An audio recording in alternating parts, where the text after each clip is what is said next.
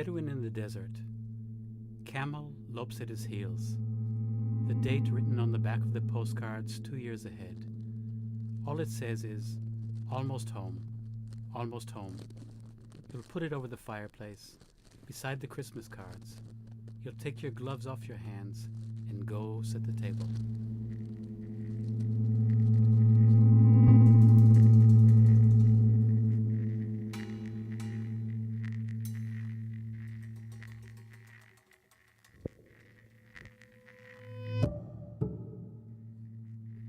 Turn the Eiffel Tower upside down, then right side up. Snow whirling all around. Through the glass sphere, Tel Aviv sinks into darkness. It's hot. The neighbors next door sit down to watch TV.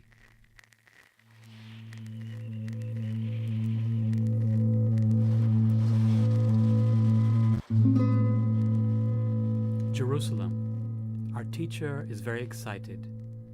She points out all the places she knew before 48, and we look. A soldier in a heavy coat appears on the roof across from us and waves.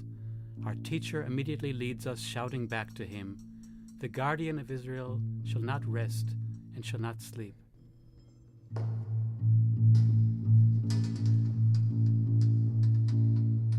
The pupils stand in the yard in pairs, wearing white shirts.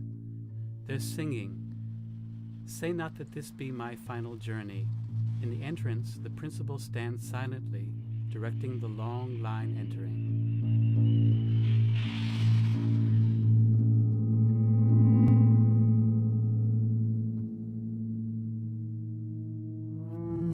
The driver stops the bus. A policeman steps in. Seeing him, 2 young men pull IDs from their pockets and hand them over.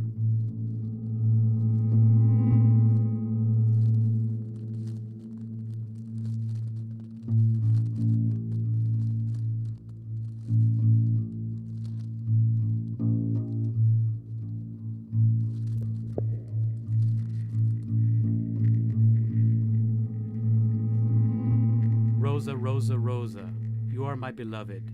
Soldiers sing out loud in a truck climbing toward the village. They don't see the young man heading towards them.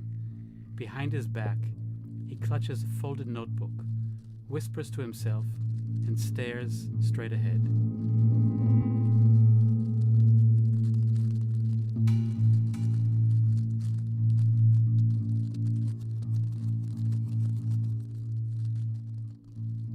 The taxi brings him to Jaffa, from whence he continues on foot. On the way to the factory, he stops by a wall surrounding a hotel under construction. It's still early. No one's around. He writes on the wall in Arabic, "Ahmed and Palestine." Stops for a moment, then adds in English, "Rambo."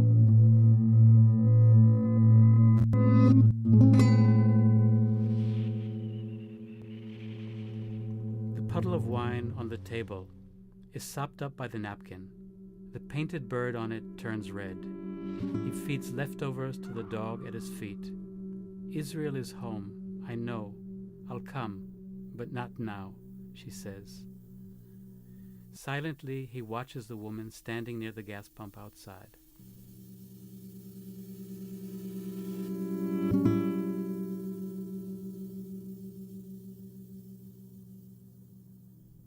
In the evening, we stop at the base of a mountain.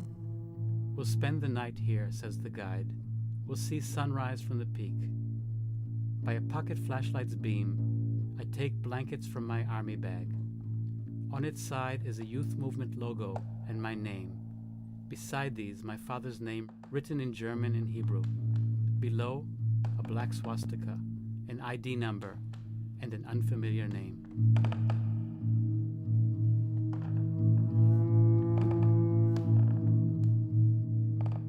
He shuts the light and tries to sleep. He feels comfortable in the village. The children in the institution respond spontaneously to human warmth, despite their retardedness. They don't ask about his origins, and they're not curious about what his father did during the war.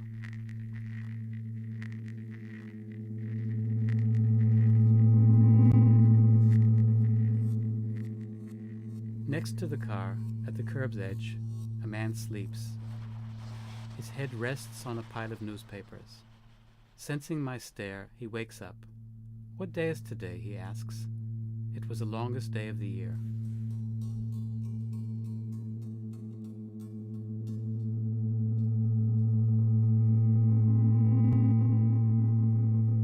The silence on the other end is familiar. He knows that after a few seconds he'll hear the voice. "Filthy, stinking, get out of our neighborhood. You have no business being here. We'll take care of you." He puts the earpiece on the table, goes to the armchair, and sits quietly.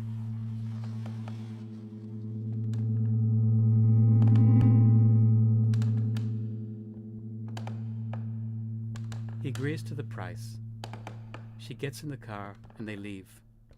Her girlfriend waits, lighting a match. Behind her, "Rambo, King of Israel," is written on the wall.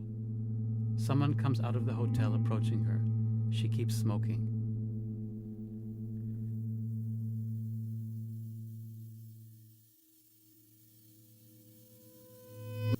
The sound of the soldiers singing fades.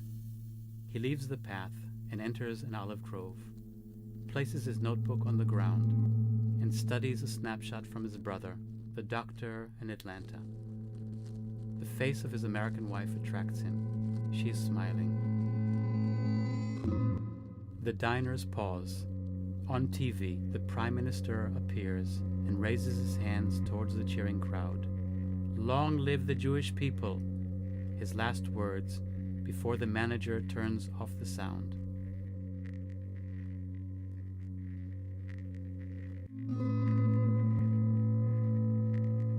Seeing the camera, the old security guard rises and puts his blue uniform on over his white t-shirt. Raising his shirt tail, he exposes underneath a large revolver and says, "Now I'm ready."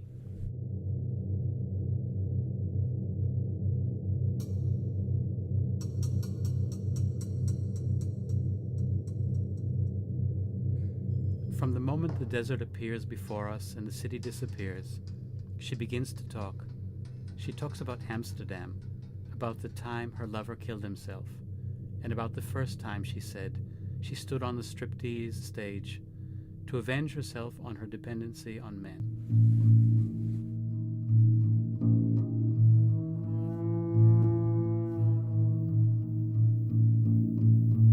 Saturday afternoon, at the central bus station, not a soul, just one guy on a bench, holding a transistor to his ear.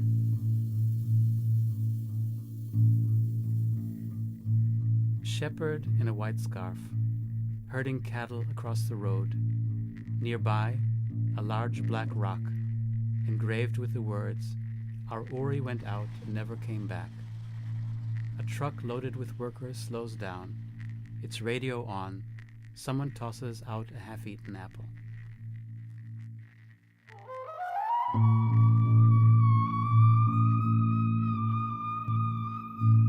No bus arrives.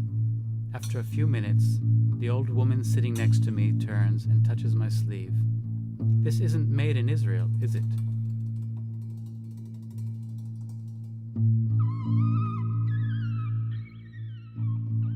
Pushing open the door, I walk in. Looking up from its dinner, the kibbutz stares. G gets up and meets me. We sit at an empty table. She's the only one of all her friends who's still single, so the kibbutz thinks it knows who I am.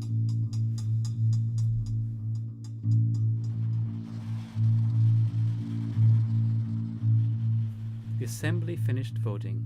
The shack, the first structure on the kibbutz, the old dining room, will not be turned into a gallery for its memorabilia, but will be sold. For 2 days already, workers have been laboring to dismantle it for transporting to Gaza.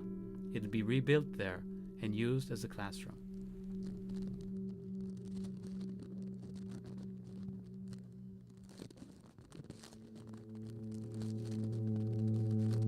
The harvest celebration still growing strong. Leaving alone, he steps on the wet grass. A pair of heavy boots stands at the entrance to his terrace. Beside them, an artillery shell holding a cotton plant. He turns on the light and discovers her in his bed, wearing only a t-shirt from Copenhagen. On the floor, a bowl of grapes. She smiles and throws the pillow at him. Lights out. She gazes at the mirror. The radio plays her old famous song. Applying fresh moisturizer around her eyes, she hears the melody fade. The announcer dedicates the song to the beloved grandma from Kiryat Ata.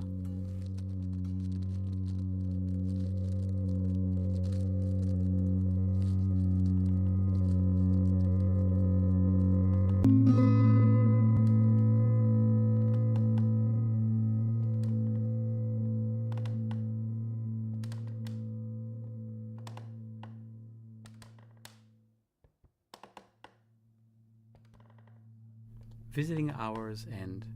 The relatives are cleared out. Paper cups and shreds of discarded newspaper cover the floor. At the end of the corridor, a young woman still sitting, trying to comfort a sobbing child. The gray iron mesh is covered with wet lipstick marks.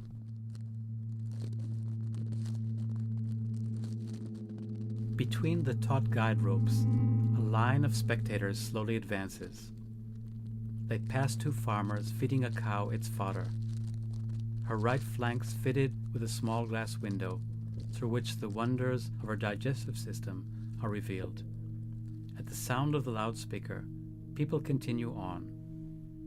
Of all the achievements on exhibit at the first decade exposition, this is the pinnacle. A copper tray, laden with freshly washed figs, and cups of cold water. The old man's grandson walks out of the tin shed, a hoe in each hand. The old man stands them on the ground. This hoe is from the English time, and this one is from the Jewish. Both hoes are worn down, one halfway through.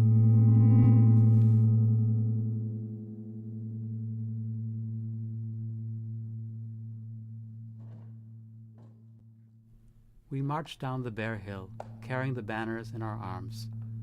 A woman's on her way up, pushing before her two babies in a stroller. She stops, fastens her white head covering, and smiles. So it goes. You come, you go, and we stay.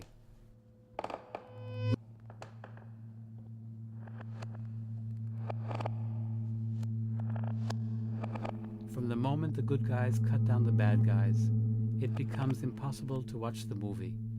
The kids in the back cannot stop arguing. Is it an Uzi machine gun or not?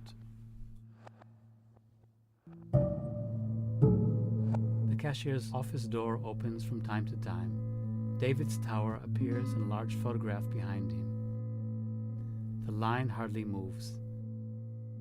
Inside the complaint and suggestion box, I find an old bus ticket.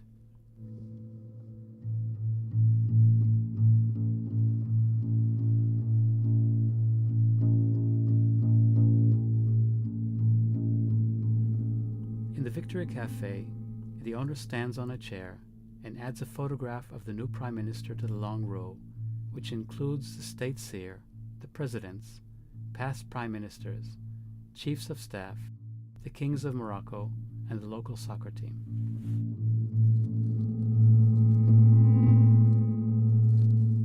The children are staring at me, at the color of my skin and eyes. What country are you from, they want to know.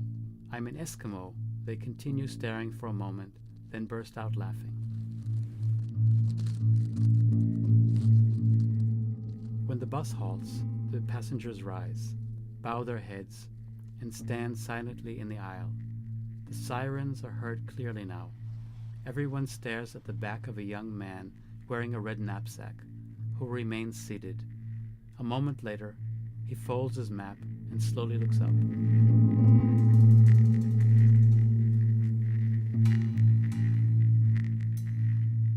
Wearing helmet and protective goggles, the police sapper begins advancing towards the suspicious briefcase. On all the balconies, people gather and stare as they used to when the army parade marched along the street. A woman in one of the buildings continues beating her rug until the explosion.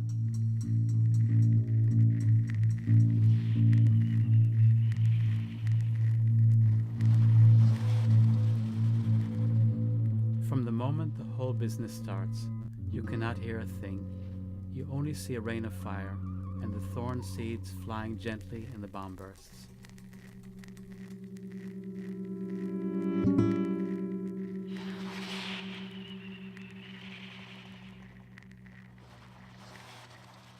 After it's all over, we return there with his father to search the empty field for any sign. Perhaps something was left there.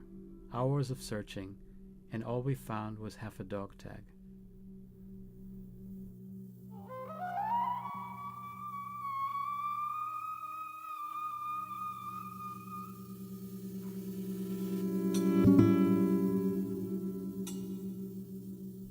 The car stops.